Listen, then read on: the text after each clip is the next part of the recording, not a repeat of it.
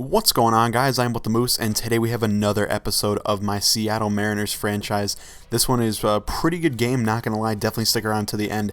That's definitely where you want to see what's going on. So in this game, just to give you guys a quick overview, we have Taijuan Walker on the mound.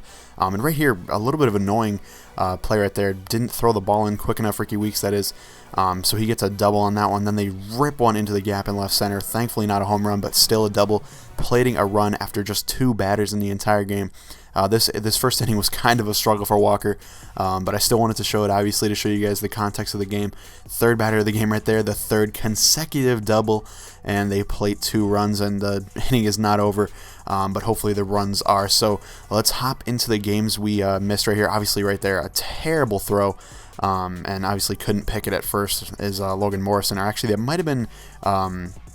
Willie Bloomquist. I can't remember who I had at first that game, but doesn't matter. In the end, couldn't make the play at first. But let's hop right into the games we missed. In between our last game that we showed, obviously we won 5-1. That was pretty cool. A nice victory. Finally showed you guys a win on my channel. The other 2 games had been losses, so definitely not the best. But the next game we were still playing the Houston Astros, as you guys can see here on the little box score, and we actually lost 7-1. It was kind of frustrating, not gonna lie. J.A. Happ did not have the best of games. He went 5 1/3. He gave up 8 hits, gave up 6 earned runs as well, and only struck out 2 guys. Had a very difficult game, and definitely not what we needed to see from him. Pretty much the only highlight for me, I had 1 run. I did have a home run with Logan Morrison, so that was pretty cool, but overall the Astros just pounded us around. We lost 7-1. That game was pretty much a forgettable one. Thankfully, the next day we had an off day. Got a little time to regroup, and we were playing the Minnesota Twins at home this time. Obviously, this game right here is the rubber match of the series, the last one. But the first one that we're going to talk about is this one right here. We actually won 5-1. Felix Hernandez was on the mound, as you guys can see here in the box score. Pretty nice. Also right here, Kyle Seager gets a triple in the game you're watching right here. Almost didn't make it to third, if you guys see right here. Barely got there, but Seager beat it out. That was pretty nice, but we could not capitalize as Justin Ruggiano pops out to end the inning.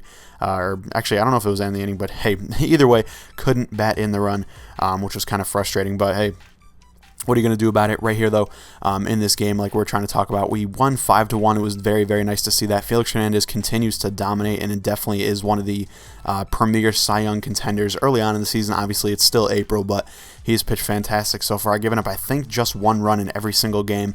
Really had a fantastic season so far. He has a 1.27 ERA. He had 10 Ks in this game. Definitely was very nice, and he went 6 1/3, which was pretty much the shortest outing of his season so far, which is pretty impressive, not going to lie. We did have a triple with Kyle Seager in this game, along with a home run for Mike Zunino and Brad Miller. Kyle Seager, Justin Ruggiano, and Mike Zunino obviously all had RBIs, so definitely a solid game. Right here in the game you're watching, I had the bunt attempt. I bunted a little too far all the way to second base, so he got the out at a second. Right there, though, Austin Jackson able to steal second. He's had a tough season so far, a tough time getting on base, but whenever I can get on base with him, I try to steal a little bit, and right there, inside pitch. Thought it was a ball, but Robinson Cano taking strike 3. Definitely not what we needed, but let's hop into the next game. Again, playing the Minnesota Twins, obviously. And this game was interesting, as you guys can see in the box score. We actually went to 12 innings, but we gave up 3 runs in the 12th, so not what we needed. That was very, very bad. Let's see, who pitched in that one? Hisashi Iwakuma pitched in this one. He pitched 6 2/3, had a solid ball game, only gave up 2 runs and only 1 earned. Definitely nice to see that, because he's been kind of struggling out the gate so far, but nice to see that he finally got back up a little bit and started pitching a little bit better. But the trouble first came in the 8th inning. I think we were up 4-2, and Charlie Furbush just could not get anybody out. He gave up 2 runs, so they were able to tie the game up. Thankfully, not able to take the lead, so we're actually able to extend the game a little bit. Fernando Ronnie shut the door in the 9th inning, and then we brought on Joe Saunders for the 10th, 11th, and 12th. I figured, might as well stretch him out. The bullpen had been a little bit tired from a few games prior, and I was hoping that Joe Saunders could really give us, maybe 4 or 5 innings if we needed it. He gave us a solid first 2, and then in the 12th, everything just came unraveled. He gave up 5 hits, 3 earned runs. He walked 2 people. Had a very tough outing in that. And definitely not what we needed to see. But, highlights of that game, we had a home run with Robinson Cano and with Brad Miller. I think it was Miller's first of the season and Cano's third of the season, if I'm not mistaken. Cano also had a triple. So, I've been getting a little bit, better with a few different players, but Robinson Cano is one of them that I'm not really doing that well with. Same with Austin Jackson. It's been a tough go for both of them, so hopefully I can get going a little bit because they're two very important hitters in my lineup. Austin Jackson hits first and Robinson Cano hits third, so we got to get those guys going. We're kind of considering some lineup changes right now. I'm giving Austin Jackson a little bit more time. I might give him to mid-May, and if he's still struggling, I might change the lineup up. But let's hop into the game you guys are watching right now. Obviously, I think we're down 2-0 right now. Taijuan Walker had the struggle of a first inning, but overall he's been pretty solid ever since. Right here, though, Justin Ruggiano again with the pop-up. This is kind of a recurring theme in this game. A lot of pop-outs, a lot of crappy fly-outs. Also a recurring theme is Ricky Weeks drawing walks. I think I drew 3 walks in this game with him, so that was pretty nice. Logan Morrison right here not able to capitalize on the first and second situation, and that will end the inning. But Walker's still going strong. He's into the 7th inning right now. Terrible pitch for a ball 4. That was definitely not what we needed to see. But we get an out right back. Got right back to the pitcher. Actually, I think this is a double play. Yeah, we were able to turn it. I wasn't sure when we first started that little clip, but we got the double play and then a fly out to right field to end the inning. So as you guys can see, Taijuan Walker definitely able to settle down a lot after that first inning kind of catastrophe, I would say. But our offense is just stagnating. Also, quick note for you guys, this game was played on the 26th of April, so I have the 27th, the 28th, the 29th, and the 30th for games left.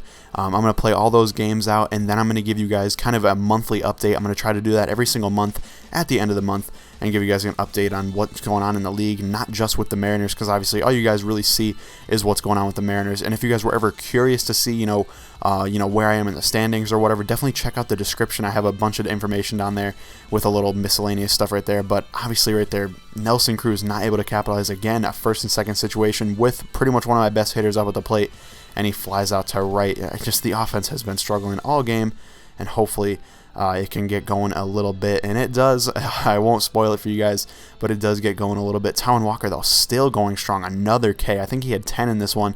Very, very nice game for him, to be honest. It was just that first inning kind of killed me, and I kind of regret giving up so many runs in that one.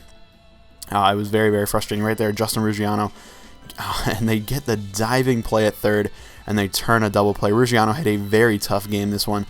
He's another player that I've been kind of struggling with. He hasn't had the greatest of averages. He's hitting around 250, and for a DH, he's got to be better than that. But right here, this is where it kind of came unraveled. Mark Lowe, a 59 overall middle relief pitcher. I don't use him very often, but I figured I was down 2-0. Why not burn an inning with him? I should be able to get some outs. And honestly, I'd pitched pretty well with him before, so I thought I was going to be able to do well. But we give up a leadoff home run right there, and then we bobble a ball at first base, so we're not able to turn a double play when we really should have. But hey, we're only giving up 1 run. We got 2 outs now after this fly out to right field. We're feeling okay. Mark Lowe, just giving us an inning, and he walks the guy right there. I'm thinking, come on, we got to get this out. We got to get to the bottom of the 9th. We got some good players coming up. Hopefully we can make a play. Right here, I thought I was going to be able to get to the ball.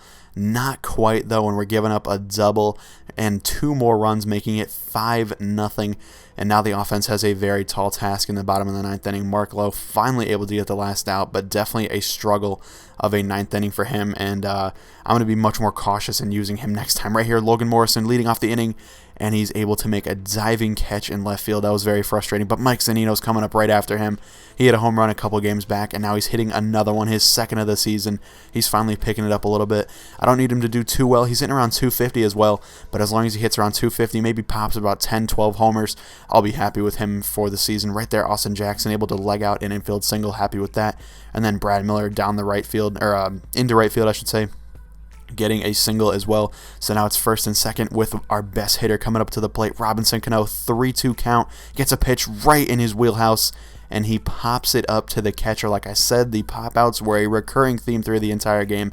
Very, very frustrating. Right here, though, Nelson Cruz able to poke one through the right side, just out, barely outside the reach of the second baseman. So that was nice to see. And then Kyle Seager able to draw a walk. So now it's 5-2, walking in a run. We got Justin Ruggiano up at the plate. Another great pitch right down the middle, and he pops it out to the catcher as well. Like I said, pop-outs in this game, just a recurring theme.